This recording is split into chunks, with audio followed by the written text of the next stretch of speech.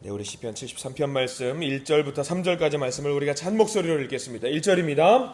하나님이 참으로 이스라엘 중 마음이 정결한 자에게 선을 행하시나 나는 거의 넘어질 뻔하였고 나의 걸음이 미끄러질 뻔하였으니 이는 내가 악인의 형통함을 보고 오만한 자를 질투하였음이로다. 아멘. 오늘 말씀 가운데 하나님의 크신 은혜가 있기를 간절히 기도하고 소망합니다. 우리 기도하는 마음으로 고백합니다. 하나님의 은혜가 지금 저에게 임하기를 기도합니다. 우리 옆 사람 축복하면서 하나님의 은혜가 지금 여러분에게 임하기를 기도합니다. 아멘. 복된 날 되시기를 간절히 소망합니다. 그래요, 우리가 시편 73편 말씀을 보게 되는데요, 여러분들 표지에 오시면 아시겠지만 제3권이라고 적혀 있어요. 시편에는 5권으로 이루어진다라고 말씀을 드렸습니다. 그래서 부지런히 1권과 2권을 끝냈고요. 3권은 73편부터 89편까지 쭉 이루어지는 시편 제3권을 이제 오늘 우리가 보게 됩니다만 내용도 좀 차이가 있어요. 1권, 2권, 3권, 4권, 5권 그게 이제 내용이 좀 차이가 있는데 혹시라도 우리가 제2권의 핵심적인 주제를 혹시 여러분들 기억을 하시는 분들 계시는지 모르겠습니다만 구원, 하나님께서 구원하신다라는 그 구원이라는 단어에 맞춰져 있는 게 시편 제2권입니다. 3권은 어떤 내용이냐면 3권은요, 여러분들 레위기 생각하면 돼요. 레위기. 뭐냐면 이제 예배예요, 예배. 예배와 관련된 내용들이 시편 제3권에는 쭉 나오고 있어요. 그러니까 예배니까 모세 오경을 기준으로 한다면 레위기 말씀에 입각해서 그 내용이 전개가 됩니다. 그래서 여러분들 우리가 아무 생각 없이 시편 73편, 74편, 75편 계속 보면은요, 무슨 생각을 하냐면 이건 뭐 다윗의 시와 별반 차이가 없구나라고 생각을 하게 되는데 자세히 보시면 누구의 시라고 되어 있냐면 아삽의 시라고 되어 있어요. 아삽은 우리가 시편 제2권에서 한번 봤어요. 어떤 사람이냐면 성가대장 또는 뭐 지휘자 역할을 했던 사람이 아삽이라고 한 번 말씀을 나눴거든요. 근데 시편 제3권에는 이제 73편부터 시작되는 제3권에는 이 아삽이 계속 나와요. 아삽의 시. 이게 왜냐면 우리가 이해가 되는 거죠. 성가대장이라든가 성가대 지휘를 하시는 분들이라고 한다면 뭐냐면 어디에 계속 집중을 하고 있게 되냐? 예배의 한 부분을 담당하고 있잖아요. 내가 언제 예배에 들어가서 성가대를 이제 하나님께 찬양을 올릴 것인지 계속 집중을 하고 있기 때문에 이 아삽이라는 사람이 계속 주안점을 갖고 있었던 것이 바로 예배입니다. 예배. 그래서 레위기 말씀이 많이 나오기도 합니다. 그래요. 예배의 한 부분을 담당하면서 예배에 능통했던 사람 아삽의 시를 집중적으로 우리가 이제 보게 되는데 이 아삽에게는 독특한 신앙관이 있어요. 우리가 1절, 2절, 3절 말씀을 읽었는데 이거를 보면은요, 조금 독특한 신앙관이 있다라는 생각을 할 수밖에 없어요. 왜냐하면 여러분들 이스라엘 사람들이 갖고 있었던 특별한 사상이 하나 있어요. 어떤 사상이냐면 우리들만 하나님께 구원을 받았다라고 하는 선민 사상이 있어요. 우리들만 구원받았지 않냐라고 하는 이제 구원은 우리들에게만 허용되었다라는 그런 선민 사상이 있는데 아삽이 좀 달라요. 같은 구약 시대를 살고 있었던 사람인데 아삽은 조금 다른 사람. 선민 사상의 생각이라고 우리만 택함 받았다라는 생각이 아니라 예배를 드릴 줄 알고 참 예배를 드리는 그런 사람들이 택함 받았다라고 하는 독특한 생각을 하고 있었습니다. 당시에는 굉장히 파격적인 생각이죠. 우리만 그게 아니다.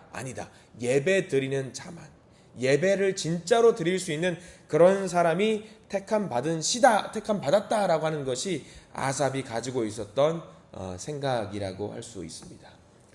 이게 굉장히 귀한 생각인 이유가 뭐냐면 이 아삽이라는 사람들이 여러분들은 시편에서 제일 많이 시편을 썼던 사람이 누굴까요? 다윗입니다. 다윗. 이거는 뭐 벚꽃부동한 다윗. 두 번째로 많이 시편을 썼던 사람이 누구냐면 아삽이에요. 아삽.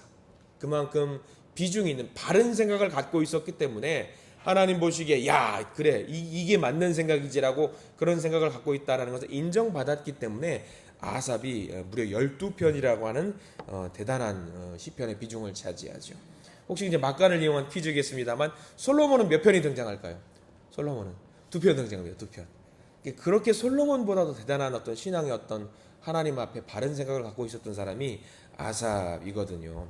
자, 그래서 우리가 1절부터 한번 보는데 이 독특한 생각이 어떤 생각인지 한번 1절부터 볼까요? 1절입니다. 하나님이 참으로 이스라엘 중 마음이 정결한 자에게 선을 행하시나. 1절은 전부 다 밑줄 그으셔야 돼요.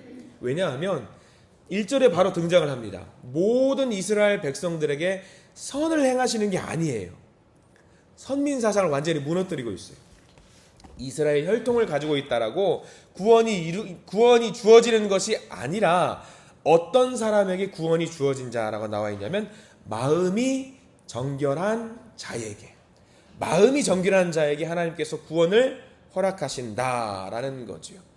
자, 그러면 이스라엘 사람들에게 마음이 정결해지는 방법이 하나 있어요. 어떤 방법이냐면 예배입니다. 예배를 통해서 하나님을 만나고 찬양이라든가 기도라든가 예배에 온 몸과 마음을 쏟는 사람에게 하나님께서 선을 행하신다, 구원을 허락하신다라는 이야기죠. 진정한 예배자가 되어야 된다라는 이야기를 지금 아삽은 이야기를 하고 있는 겁니다. 우리가 일상에서 특별히 아삽은 어떤 예배자를 원하냐면요, 우리가 일상 속에서도 예배자의 삶을 살아야 된다고 늘 이야기를 합니다.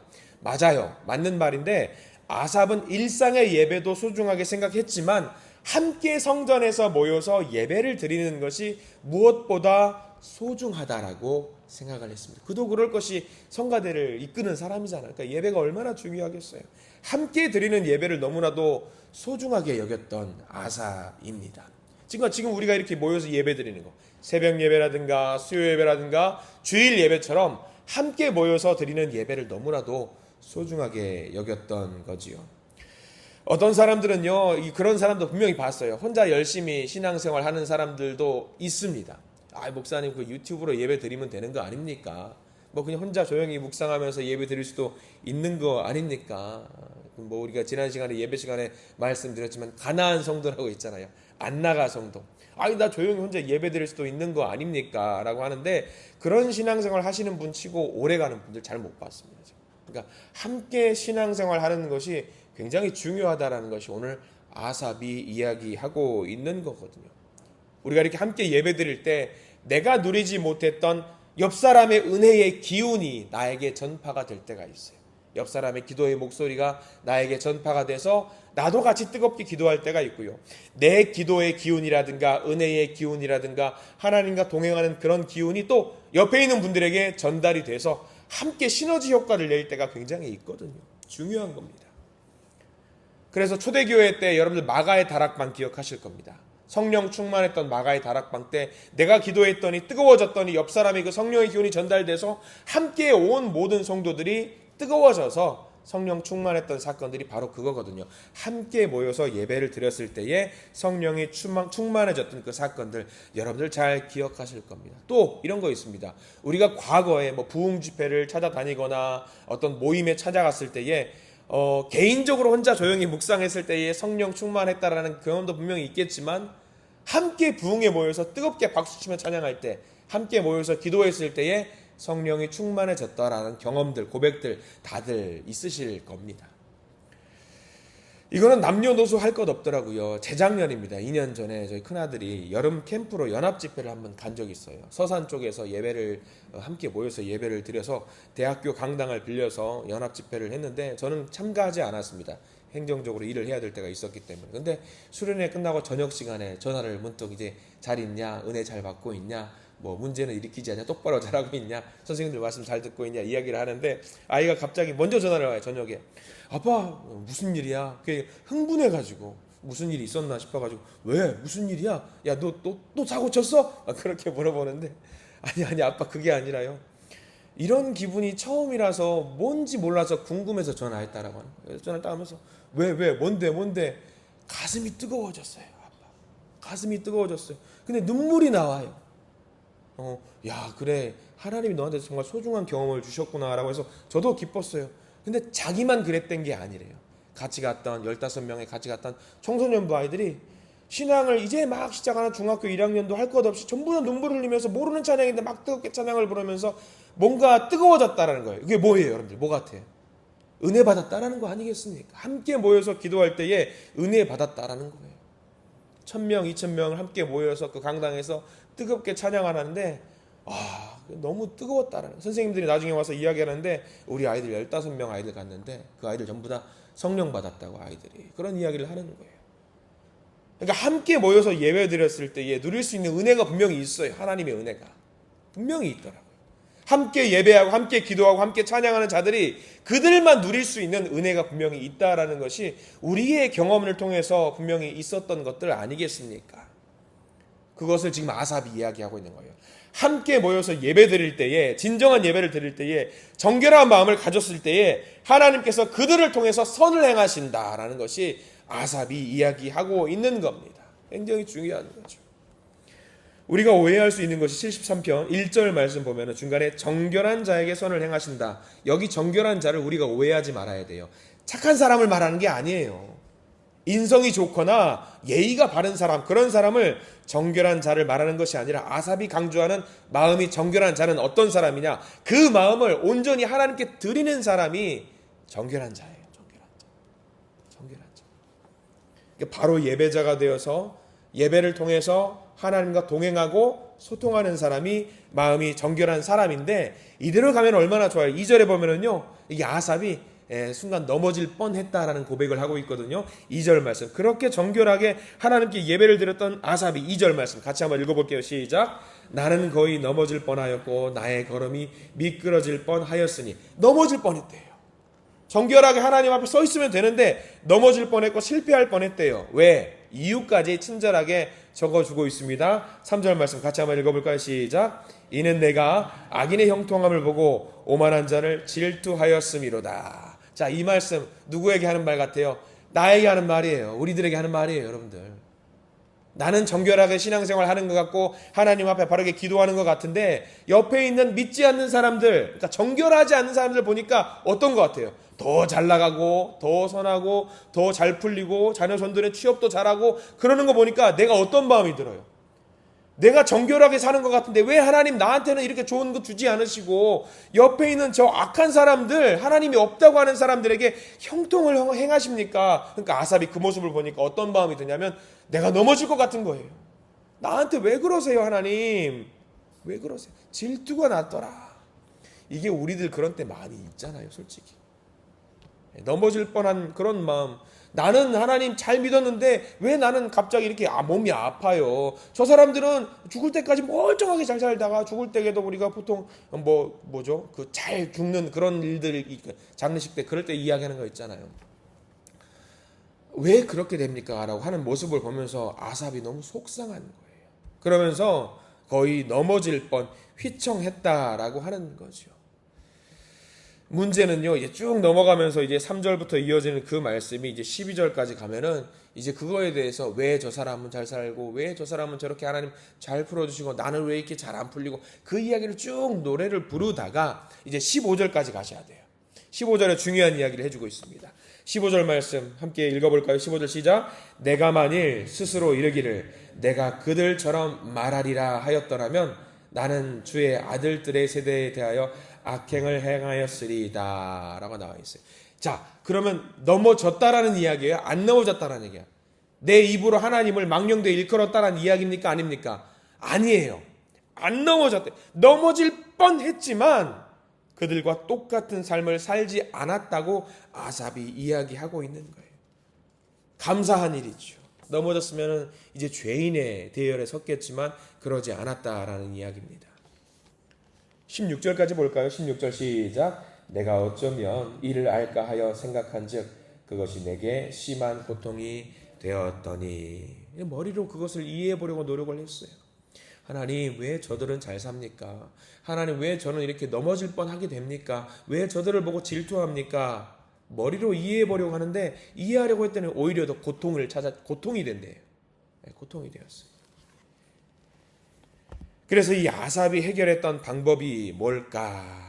이제 17절 말씀이 그 예배자의 모습을 우리에게 보여주고 있는데요. 17절 말씀을 우리 전체를 다 밑줄을 그어두셔야 됩니다. 17절 말씀 시작. 하나님의 성소에 들어갈 때야 그들의 종말을 내가 깨달았나이다. 자, 아삽이 어디로 들어갔습니까?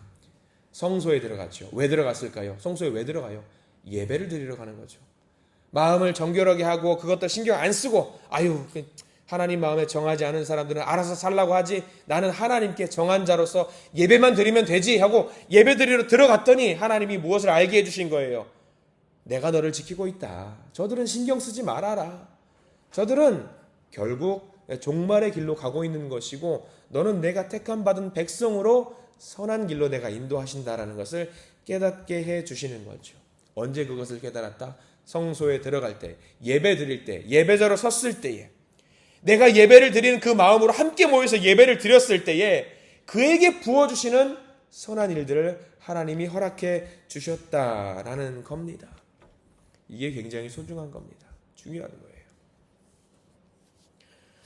자, 우리가 쭉 넘어가서 이제 우리가 또 25절 말씀을 쭉 넘어가야 되는데 25절 말씀과 26절 계속 이게 이제 깨닫는 말씀을 이제 주시는 거예요. 25절 말씀, 아삽의 깨달음을 한번 보기를 원합니다. 25절 시작. 하늘에서는 주 외에 누가 내게 있으리요, 땅에서는 주 밖에 내가 사모할이 없나이다. 예배자로 서니까 이제 이게 느껴지는 거예요. 하나님, 주님 말고는 나를 돌보시는 분이 없군요. 그래요, 세상에는 나를 돌보는 사람들이 없습니다. 하나님뿐입니다. 하나님뿐이에요. 나를 건지시는 분은 하나님뿐입니다. 26절도 읽어볼까요? 시작.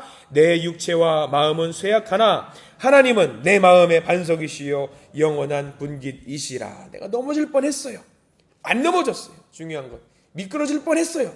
안 미끄러졌어요.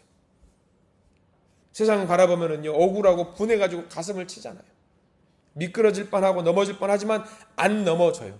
우리도 그럴 때 많이 있습니다. 여기서 중요한 건 넘어질 뻔할 수는 있어요. 우리가 넘어질 뻔할 수 있어요. 미끄러질 뻔할 수는 있어요. 근데 안 넘어지시는 게 중요한 거예요.